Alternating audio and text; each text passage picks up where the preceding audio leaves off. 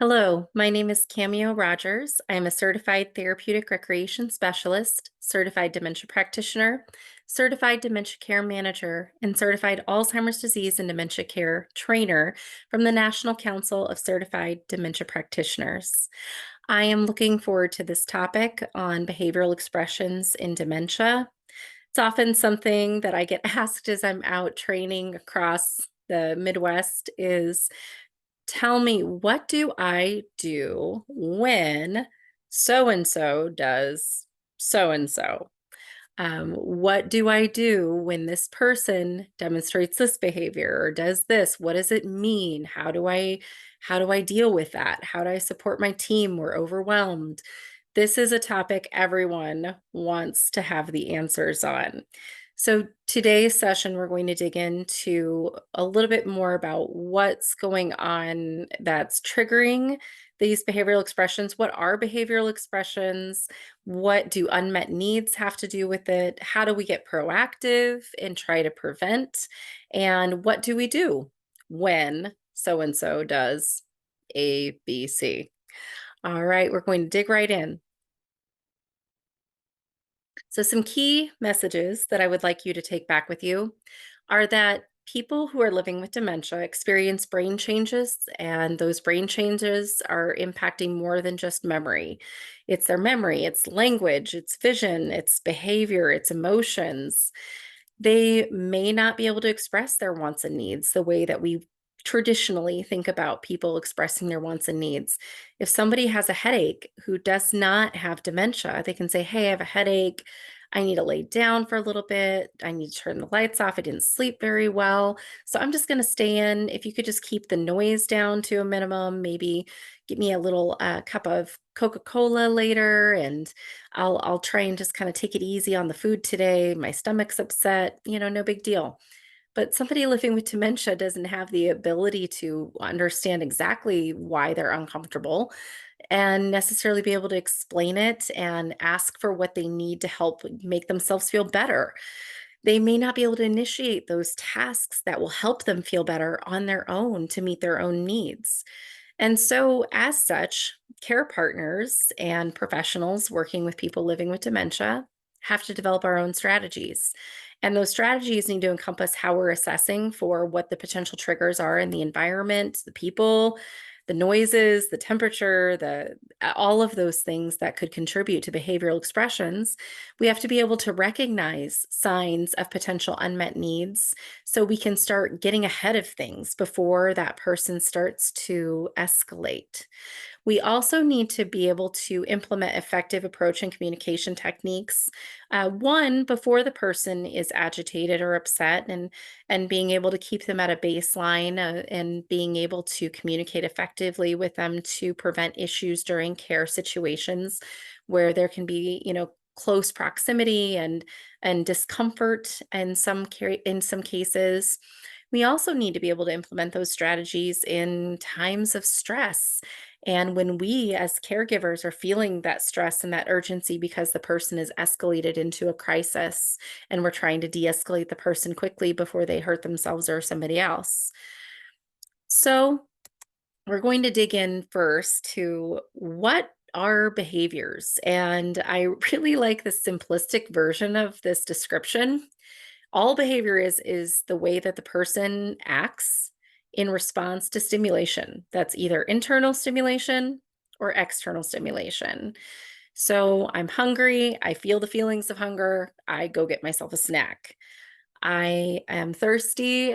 I obviously have a little bit of a scratchy throat from all the talking on these trainings, and I can lean over, grab something to drink. I can feel my feelings and the unmet needs I have, and I act in response to those things. Sometimes the stimuli is external.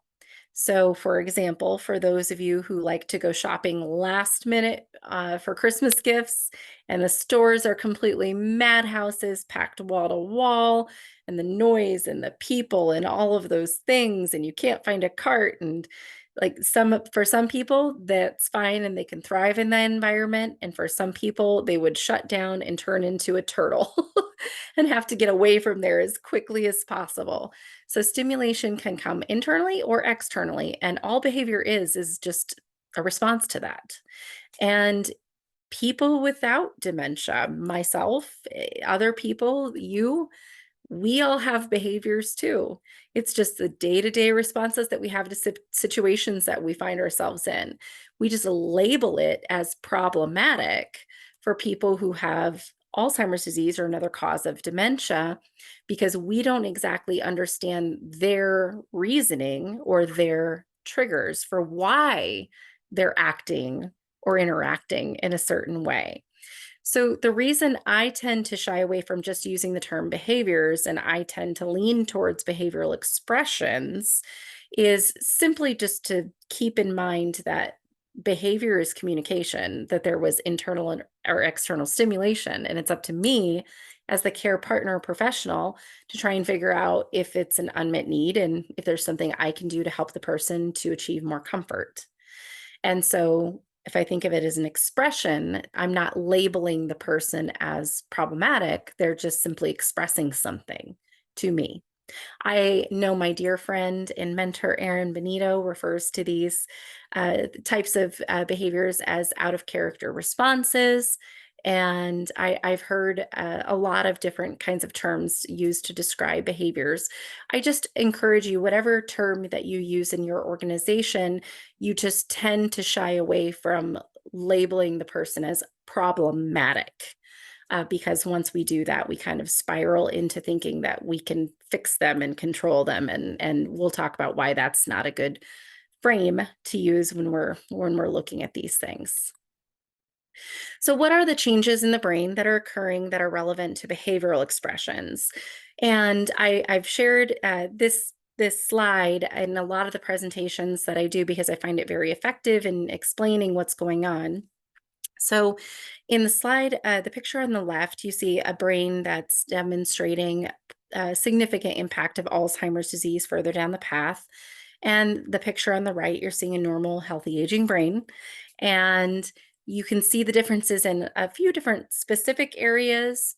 But I want to focus on the changes that are occurring in areas where we might see some contributions to behaviors. So if you look at the slide, this picture on the left, you can see the area responsible for language.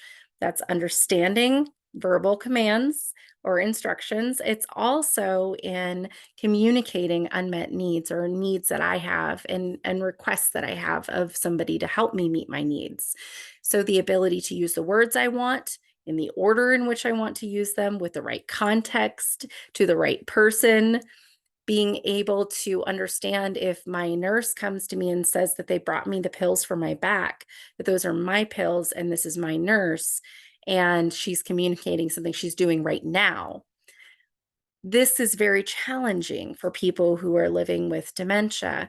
They may not understand all the words. They may not understand exactly what that all means. It may be very intimidating to them. And we know early in the disease process, they're probably not understanding 1 out of 4 words, but they're going to progress.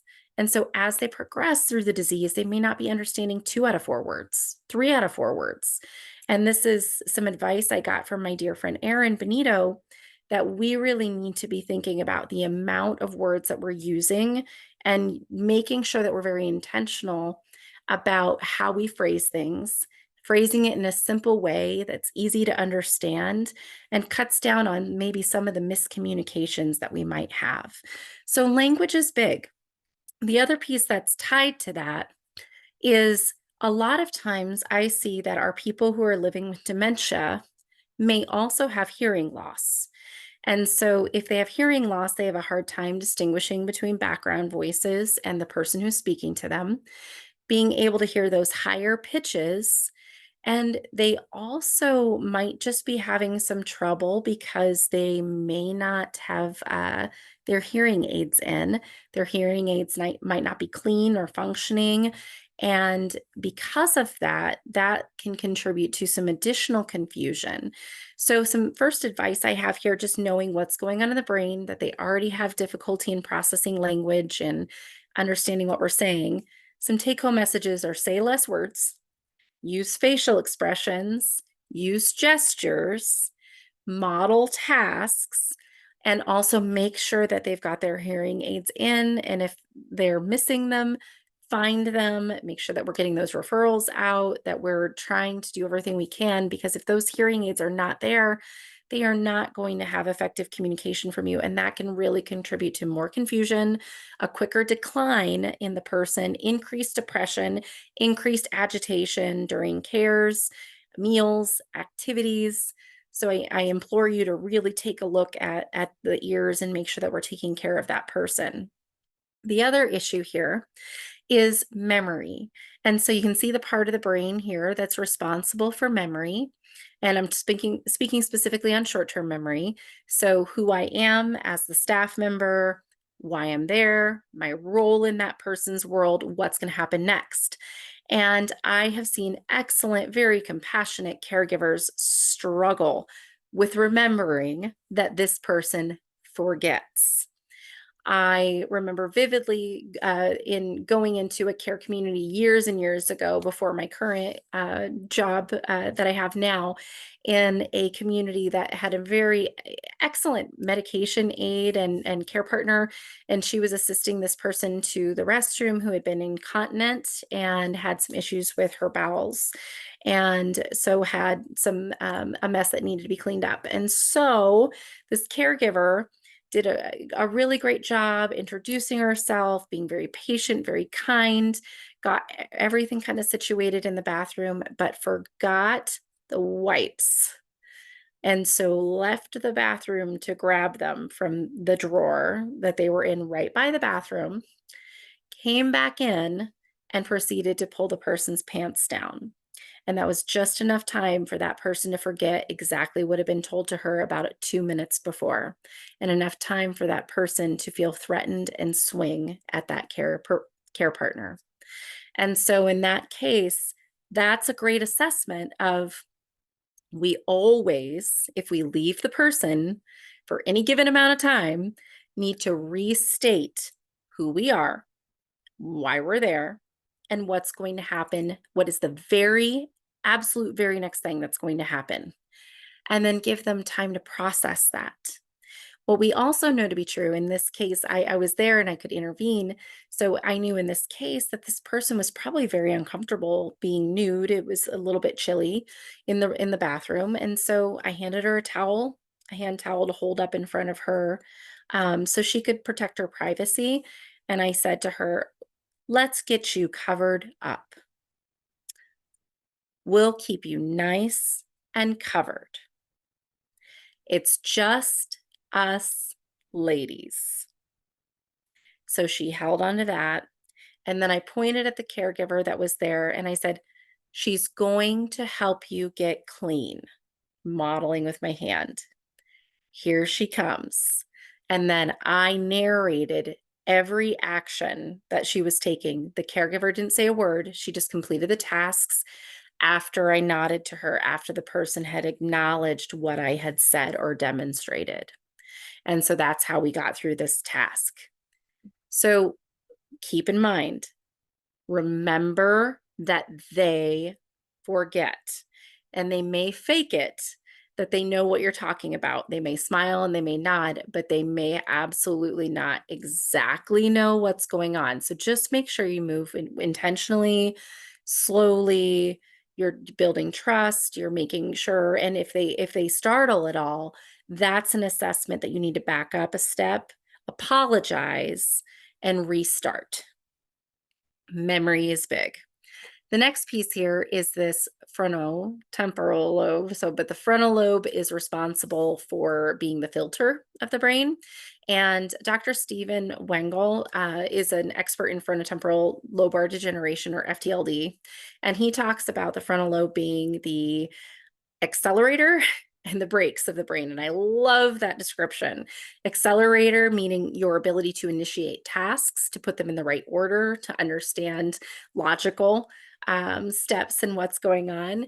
And the brakes, meaning that you're able to stop yourself from doing things that you know that you shouldn't do, or that society says that you shouldn't do. You're able to apply your knowledge to different situations and say, "Ooh, maybe I shouldn't do that," or "maybe this isn't a good decision," or you're able to control your impulses.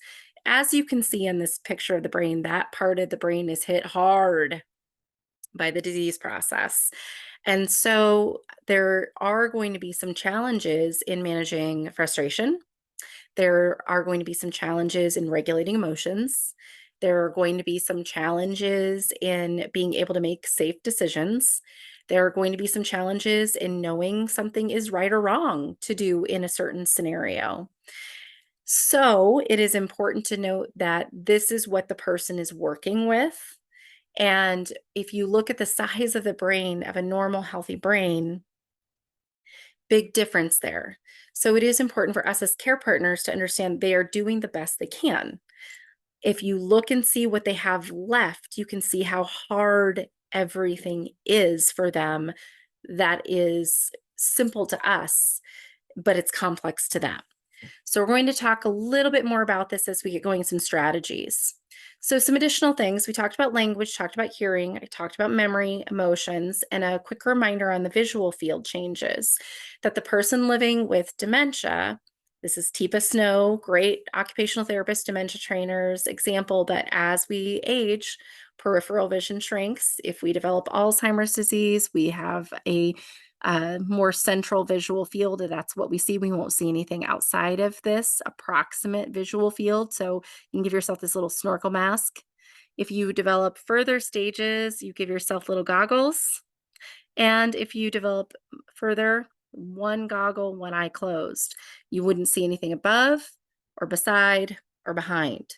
So if you start thinking about care tasks, situations that people are in, and the amount of times that they are approached from the side or behind or up above, and how those kind of situations might be contributing to behavioral expressions. So we'll talk about that and some strategies that you can use in different care situations or situations you might run into with your people. So what is going on with this person? I think this is actually a really helpful time to talk about the stress loop and what the stress loop is and what it contributes to the person being a little bit more on edge. So, in the stress loop, we have some kind of a danger signal. And I'm just going to give the example of being startled by someone who approaches you from behind and touches the back of your neck or puts a cream on your neck. I saw a very well intentioned nurse do that with some cold cream on the back of a resident's neck, and he jumped and screamed. And this is years ago in a different organization, but I definitely, I travel to different kinds of organizations, different kinds of communities and centers, adult day, and I've traveled to different states, and I continue to see some similar type of things where people who are very well intended kind of forget in the moment that they are scaring people inadvertently if they don't let them see them. So let's give you that example. The very well-intended nurse who gently touched the cream onto the back of the person's neck, and he screamed and kind of, so that is going to trigger fear and anxiety in the stress loop, stage 2 here that's pictured on the slide, and your heart begins to race. So your blood pressure is going to go up. Your respirations are going to get more frequent and more shallow. You're sucking in oxygen like you're running or getting ready to run a race. You are going to get a rush of blood sugar, getting ready to your muscles to you're going to get real rigid, and they're going to get locked up and ready to either fight or run away. And this response is completely geared for your survival. So right now, your logical thinking part of your brain shuts off. And that part is no longer in control. And now you're just living on instincts. So then your brain starts tricking your body to think that you need to keep things moving. And so then it just continues to spiral and spiral and spiral. And so the hard part is that usually when somebody's in the stress response, they're spiraling and you can see the escalation kicking in. They start perseverating on something. Looping is what we kind of refer to it as. And the more agitated they become, the worse the stress becomes then, because then more and more people start responding to their stress with their own stress. And then that stress is perceived as more stress and fear. So this looping is just really difficult to get out of. And what we know about the body is when this fear response is initiated, you release a chemical called cortisol. And cortisol has been linked to inflammation related conditions, including dementia, including other chronic health conditions as we age.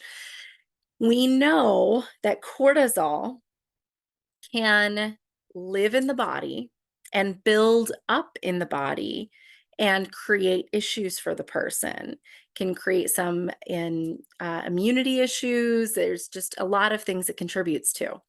So we need to be very well aware that if we startle someone, we're starting this loop. Now, the person may not burst with a catastrophic reaction immediately when they're startled. They may go, oh, and do that. But then later on in the day, somebody does it again and they get hit. And that staff member who gets hit says, well, that just came out of nowhere. But it didn't. It was a build of that person feeling afraid and kind of on edge, and it just burst at this particular time. So there are some other ways that this stress loop can get kicked off, and that's if a staff member is up and above the person, standing, looking at over them, kind of looking at them like they're stressed or they're tired, even if they're not trying to look grumpy. I've never seen anybody trying to really look like that. But if you're stressed or you're tired and you're just kind of looking like this, you look impatient, like you're not wanting to be there, or the person's in trouble, and then they start spiraling a little bit.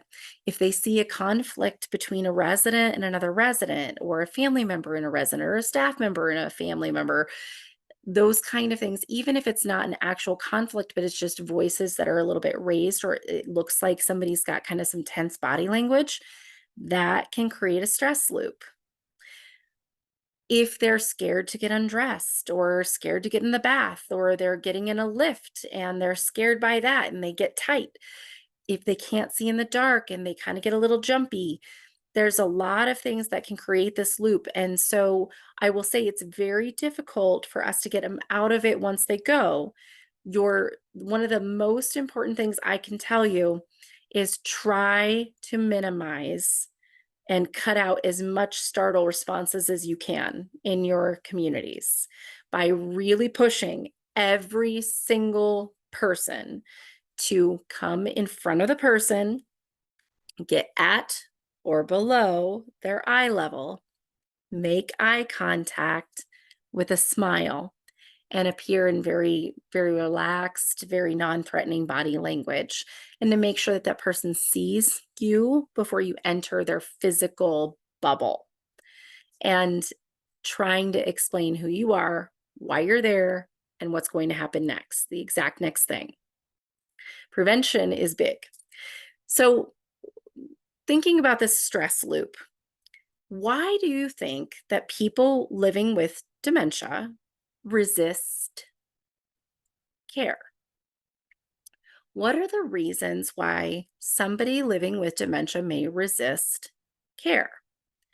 So, we talked about that they may not have the memory to be thinking about that they need help, that they're in a community, that they have difficulties in doing their daily tasks. They may not even see that their shirt is dirty because of their visual impairment.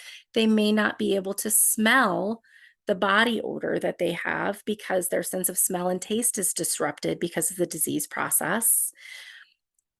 So, because the way that these symptoms are hitting them, They're not seeing all the things that we're seeing. They don't have context.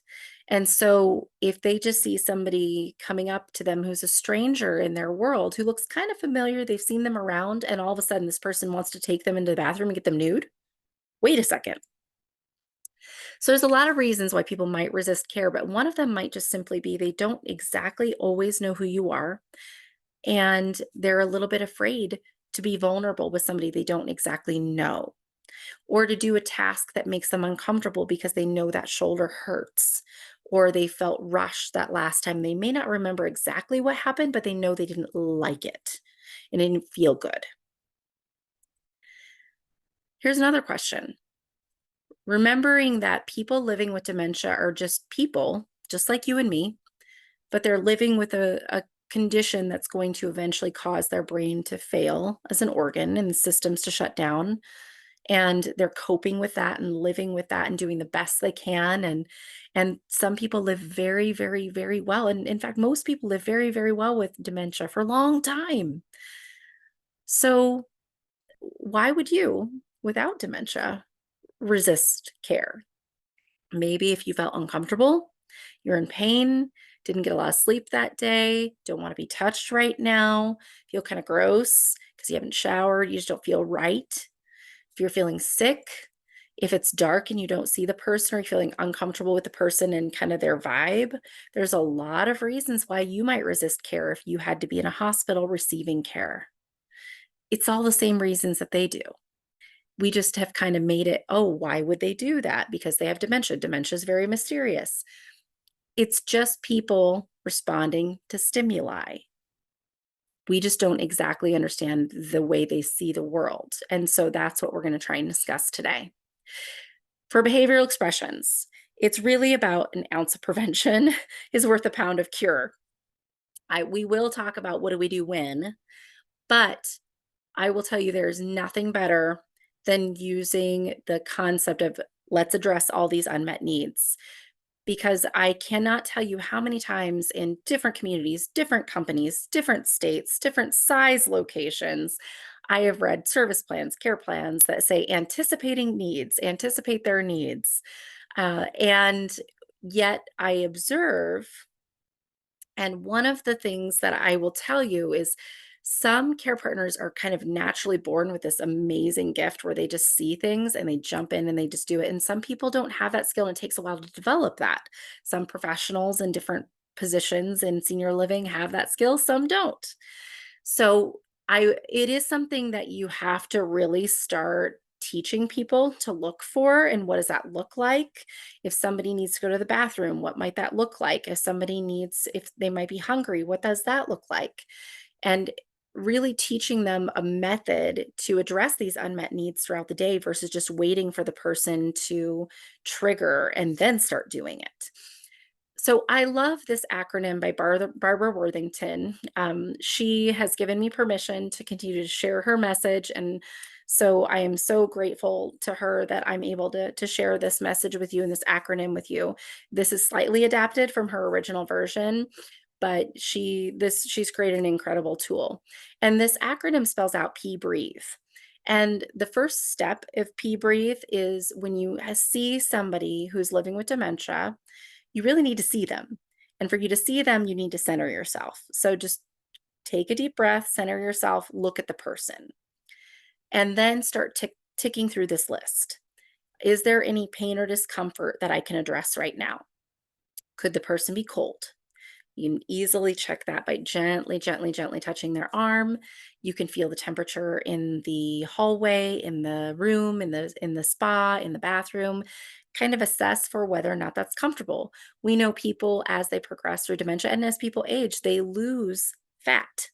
And so they don't have that ability to regulate their body temperature like we do when we're younger. They get cold much more easily. But then we also have our internal temperature. So some people have always run a little hot, some people always run a little cold. Knowing that and knowing that it is much easier to have them dressed in layers and remove a layer than it is to get them caught back up when they're already shivering and freezing. So, pain or discomfort can be temperature related. It could also be discomfort in clothing that they're wearing, itchy clothing, tags that need to be removed and they're bothering them or cutting into their skin. allergies to laundry detergent, undergarments that are too tight or poking. We just need to be aware, what are all the potential things that could be causing that? Shoes that are too tight, or too loose and rubbing and causing blisters, socks that are not fitting well, and the person's got some edema, and so it's kind of squeezing their legs a little bit and not in a good circulation management kind of way, but an unintentional cutting into the skin kind of way. So, got to be aware of anything that could be causing some potential discomfort, pain in the person. And that's not even counting all of the other diagnoses and things that the person might have. So, we'll kind of dig into that a little bit later. But assessing for pain or discomfort, boredom, being proactive. A lot of times people treat engagement as a PRN medication that you should just give when the person looks like they're bored or when the person is having anxiety or wandering. We should be treating boredom and engagement. We should be treating that as holistic medicine in that we use it before we need it. It's much more effective if it's done preventatively versus as a reaction to someone's behavioral expression. If they're on that stress loop, it's not always going to be very effective for me to use redirection. It's not addressing the unmet need that they have, and it's not necessarily pulling them down off of that stress loop. Some people it can help. I'm not saying it doesn't, but I am saying engagement is much more effective as a preventative medicine. Restroom and getting ahead on that, and we'll talk through that one a little bit more. Exhaustion. And that could be from physical exhaustion because as they progress in their dementia and they have damage to the hippocampus in their brain, they are triggered to walk. And they will walk and walk and walk and walk and walk till the point of exhaustion in some cases. There it also could just be that their days and nights are mixed up because that does happen, and so they're just not getting enough sleep, they're kinda messed up, they're sleeping during the day a lot, and then they're up at night, or maybe they're not sleeping at all, and they're up for 2 or 3 days, and they just crash out for a couple days. A, approach, approach, approach, approach, and we'll talk about that at length. And anxiety that's triggered because of a lack of approach that works for that person, or a situation that they're put in that's just kind of tough because of how they experience the world. Thirst, hunger, and environment. So this acronym is very, very helpful. I encourage you to write that down, to circle things that you find that are helpful to you, to make it handy for your team. I continue to find that when I am brainstorming on behavioral expressions, I can usually figure out some potential triggers from this list and then work my way around. So let's go to okay. The stress loop has started. What do I do when this person's ramping up, they're a little agitated, and I have to figure out what I'm going to do here? So, the first thing you do is actually go back to that pee breathe first step. Please take a breath. You need to take a breath first because when somebody is having a behavioral expression, especially if it's an agitated expression, if they're yelling out, they're acting out in some way, our own as care partners and professionals, our own frontal lobe starts to shut off because we start spiraling on our own stress loop.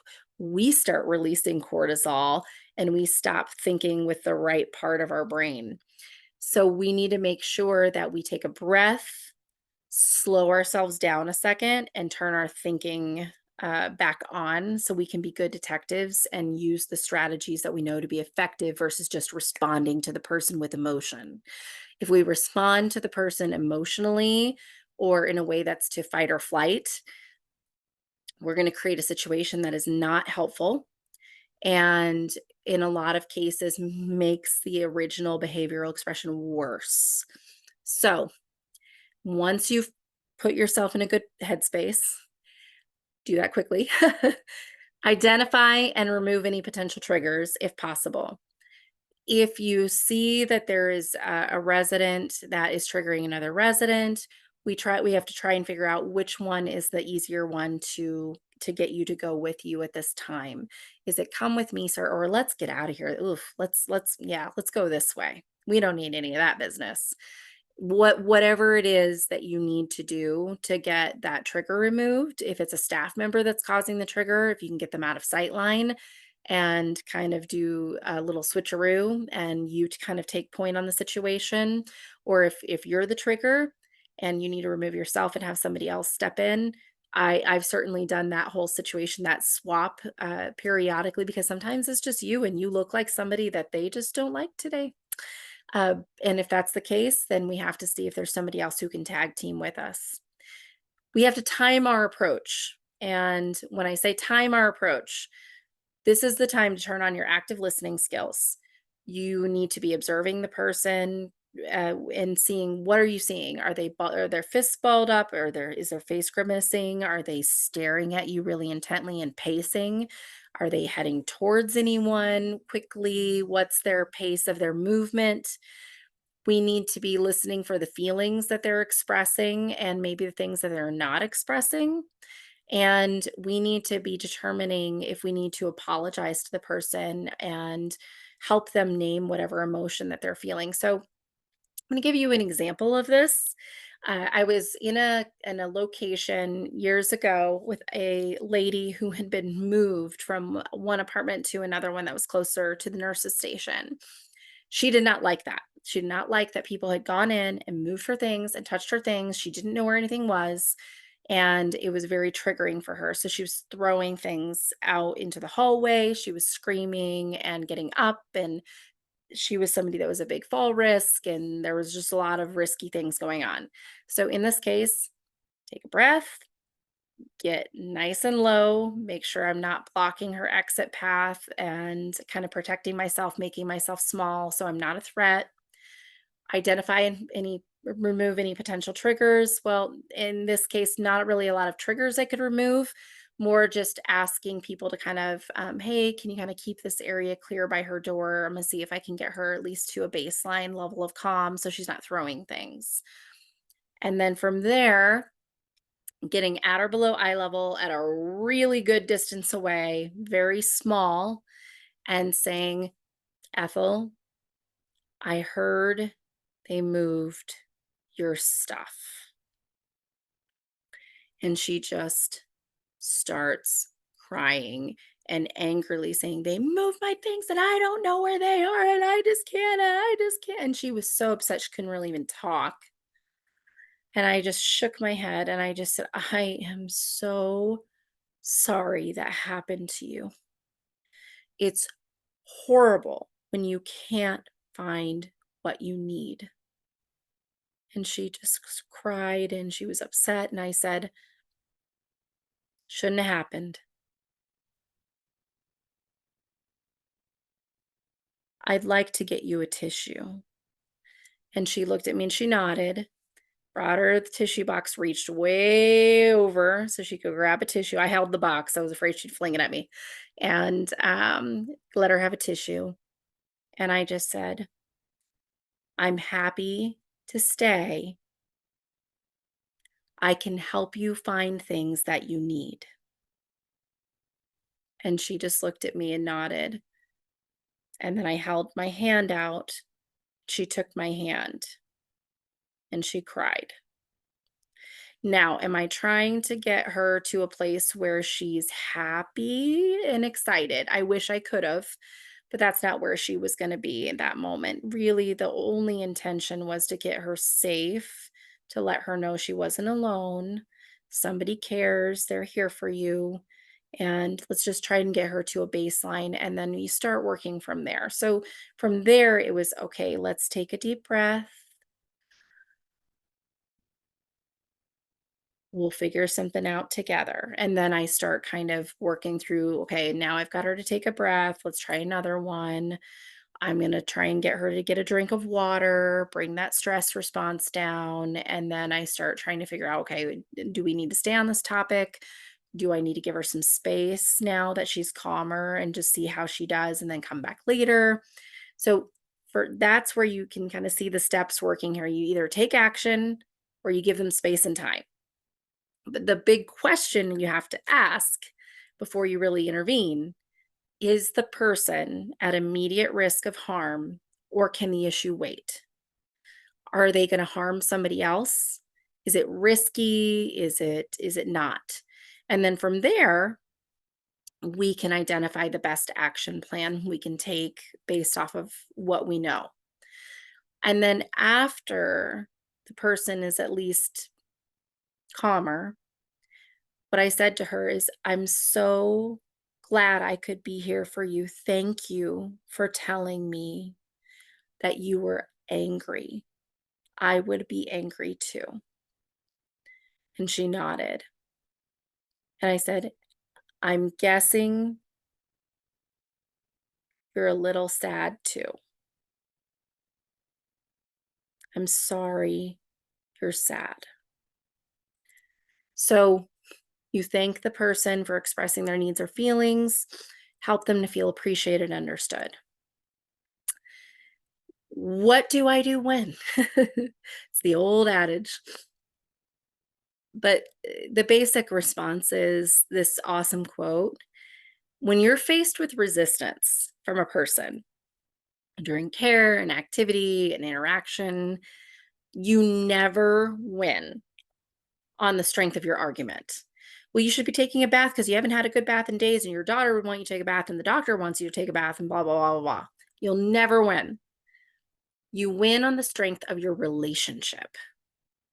So, as a care partner, as a professional in senior living and healthcare, I encourage you to focus on building therapeutic communication skills, really being able to look at the person, assess the situation, and be very calm, try and figure out the emotions that are going on, and then using really good judgment on when and how and the best way to approach the person without being threatening, without arguing with them, without trying to reason with them, with just being present and completely just open to what they've got going on in their world, and not coming in with the fix it mentality, more as a caring, compassionate friend.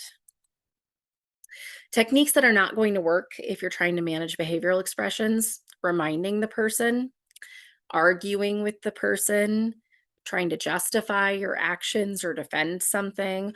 "Well, we already brought you breakfast. We would never forget you. See, you have a plate in front of you, and see, you already tried to take a bite of that." That will never work. Don't bother. You will never win that argument. Just apologize. "I'm so sorry you didn't get your breakfast. Oh my gosh. I feel terrible. I'm going to go get you something fresh. Oh, let's get this plate out of here." Bring them something else, bring them an option that you can provide. Be a solution. You're explaining things isn't going to work. Raising your voice at the person will never work. It's not a good strategy, and it's not helpful, and it's not dignified.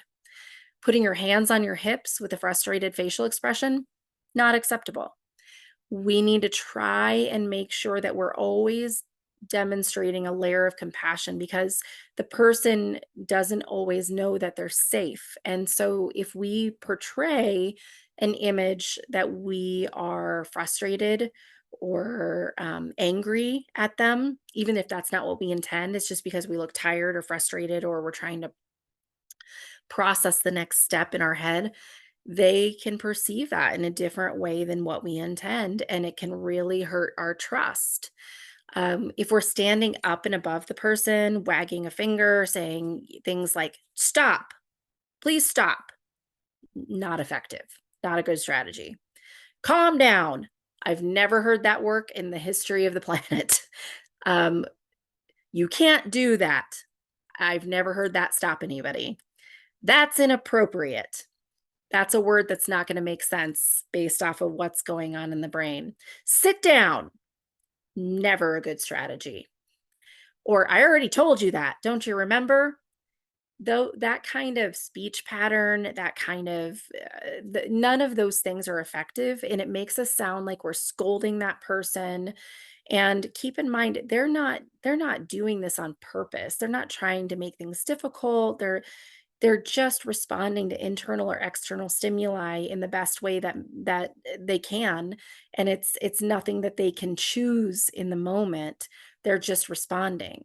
So it's up to us to figure out, how do we get on top of this? Like, how do we manage some of these unmet needs? How do we approach things a little bit differently? How do we set up the environment so it's more calm or more conducive to them being successful? And instead of "Stop, please," or "Calm down," or "You can't do that," or "That's inappropriate," instead of telling them what you don't want them to do, think about positive reframing. Tell them what you want them to do. Instead of "You can't go in there," "Come with me, sir, right this way."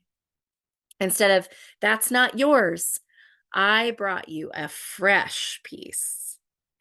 Instead of "Those aren't your glasses," "Ah, I brought you nice cold orange juice and a fresh baked cookie.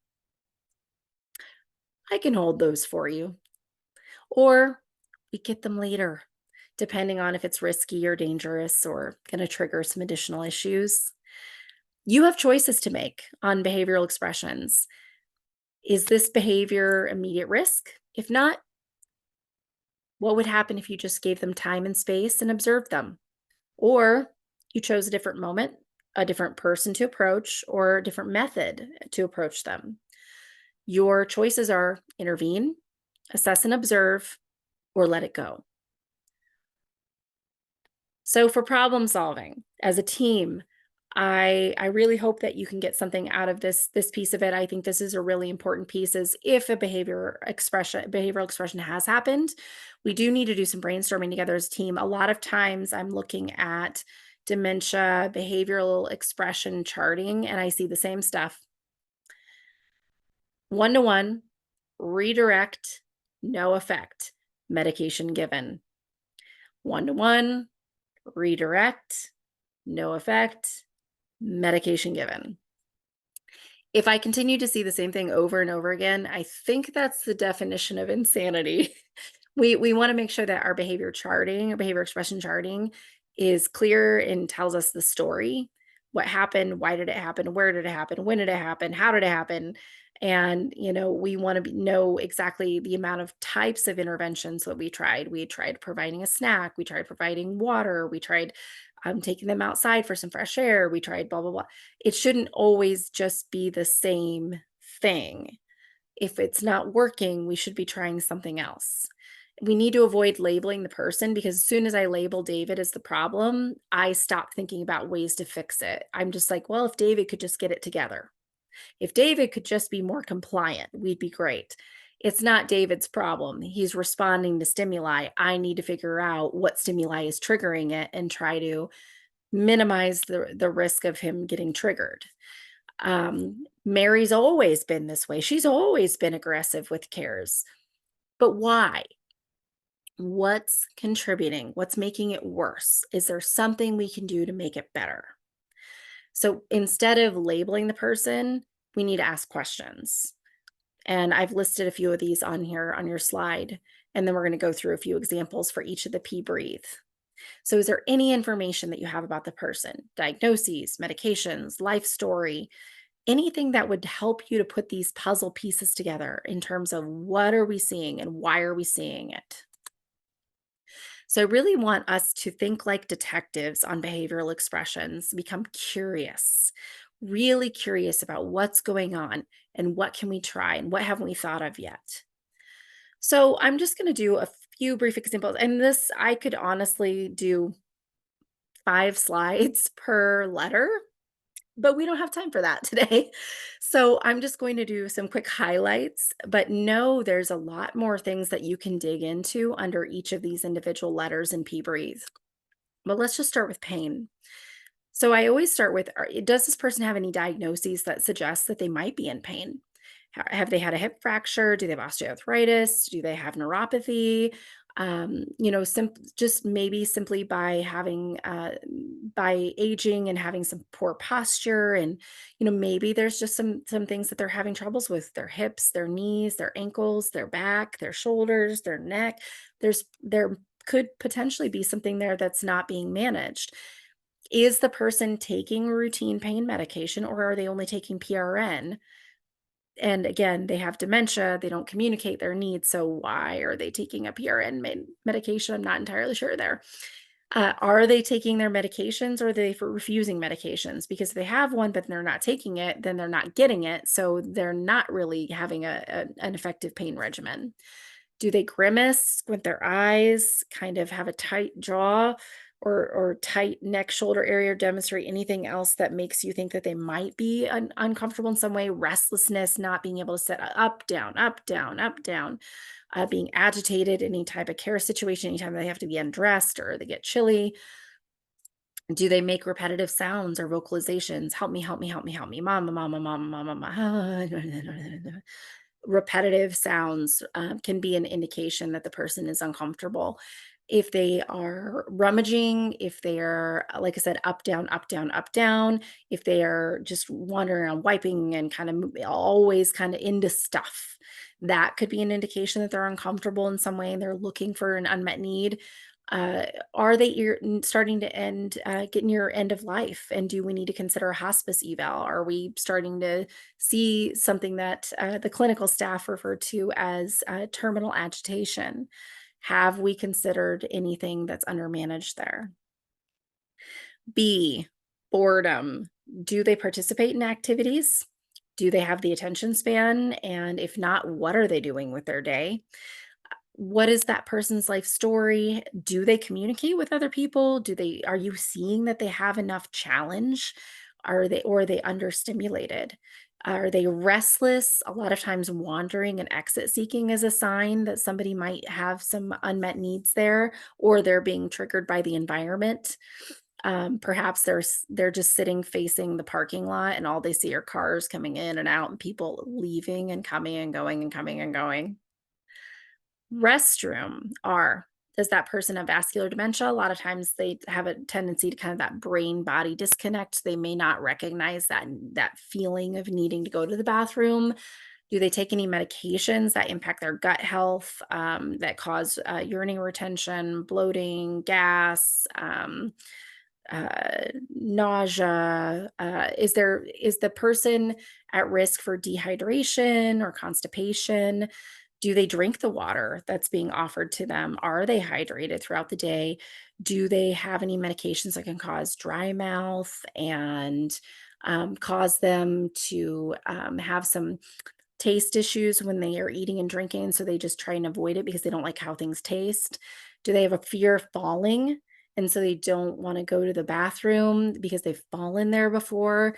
Is the person able to see the toilet? They have trouble seeing things that are similar colors, they don't distinguish between them. I've seen a person try to walk through a blue bedspread that was on a bed, and there was a green carpet, blue bed, and they tried to walk through the bed because they couldn't see the bed. I've seen people that don't see the toilet, and so they kind of flail because they don't see the white toilet seat on the white toilet on the white floor with the white wall.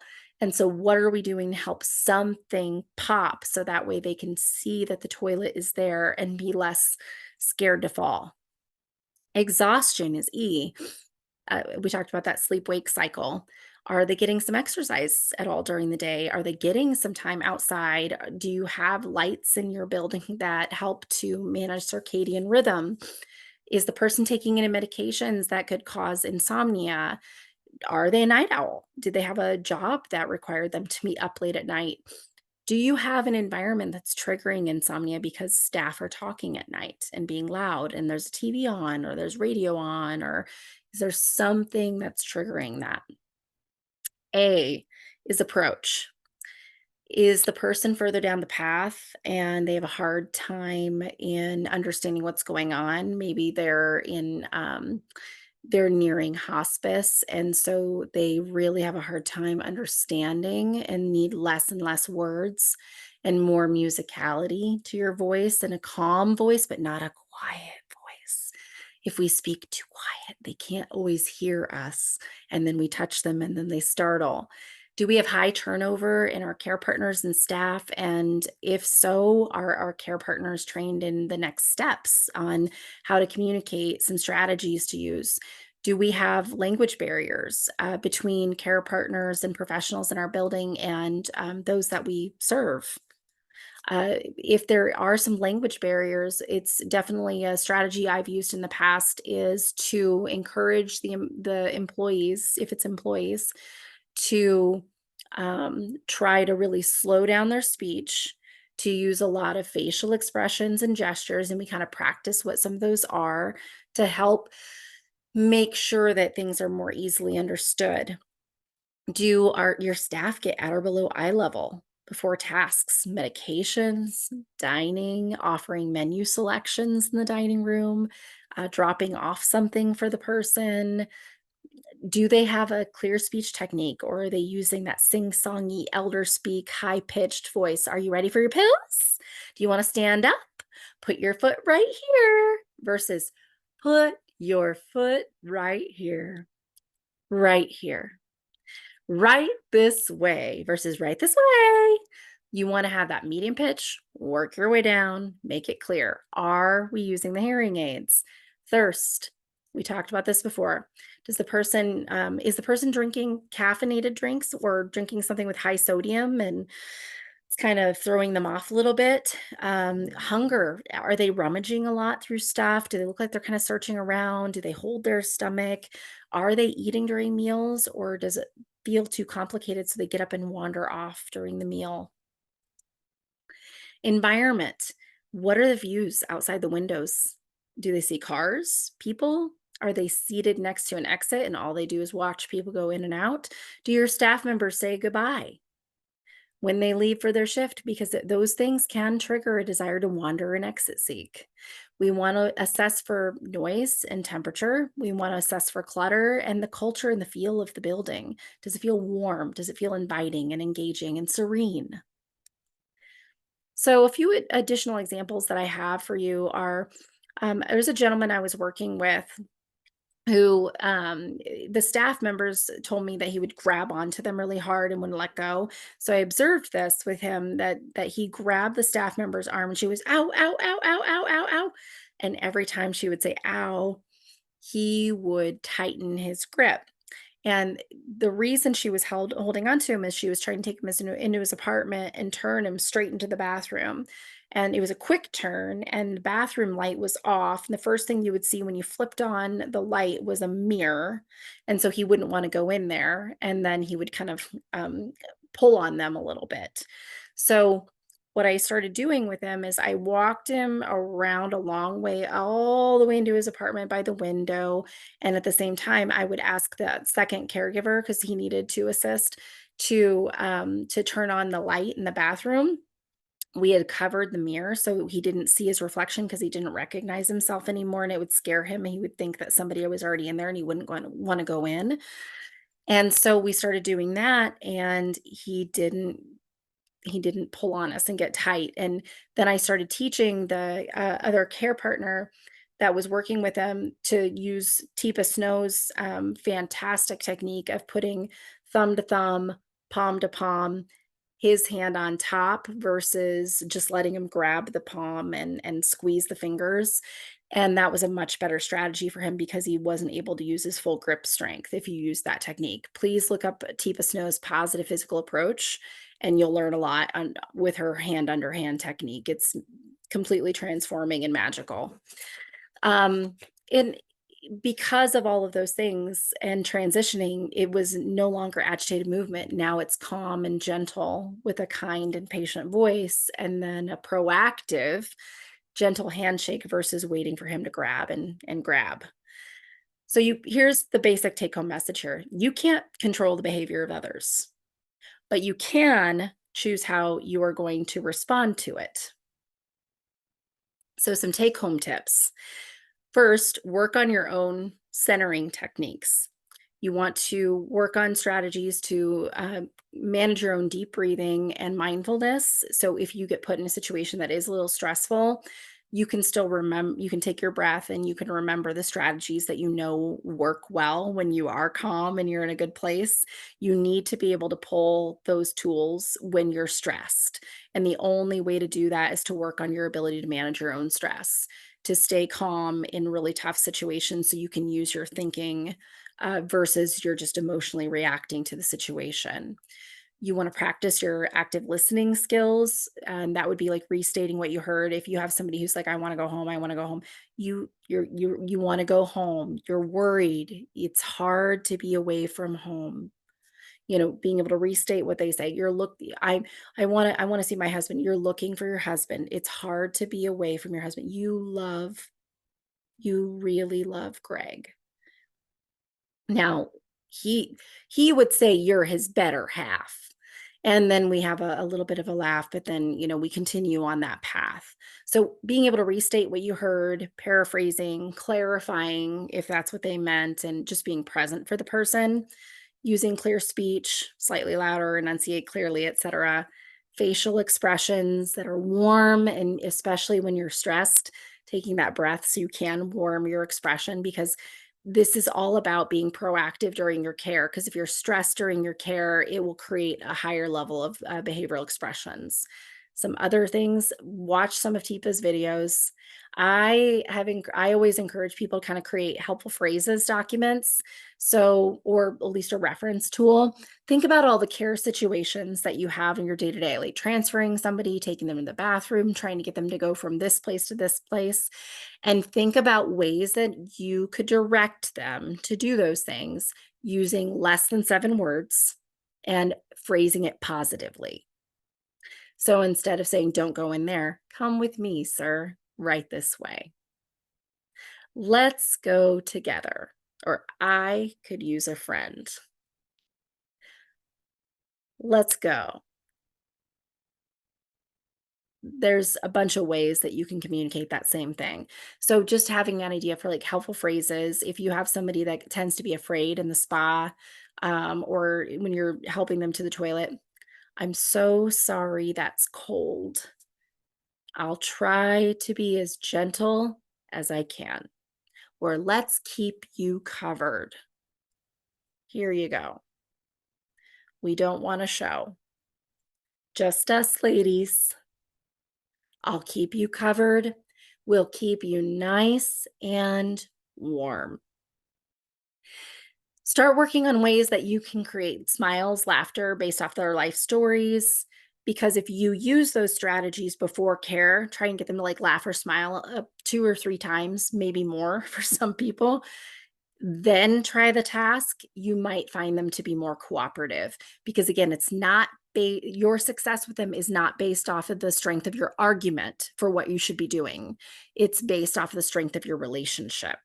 So if you focus on relationship first, task second, or person first, task second, oftentimes we see less behavioral expressions as a result of that. Review, breathe. Use it, use it, use it. It is an effective tool to help you problem solve and help to get on top of managing unmet needs.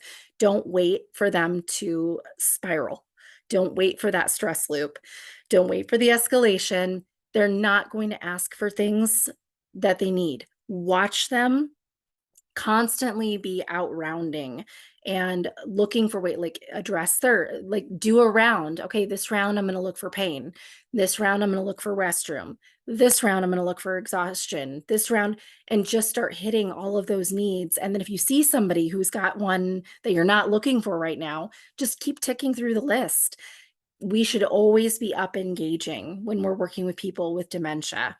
We can't wait for them to ask us.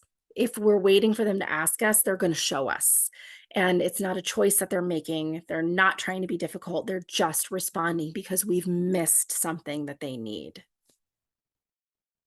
There's some references for you. I have so many stories. I wish I could speak on this for an hour and a half, but I honestly don't know that my voice would hold up anymore.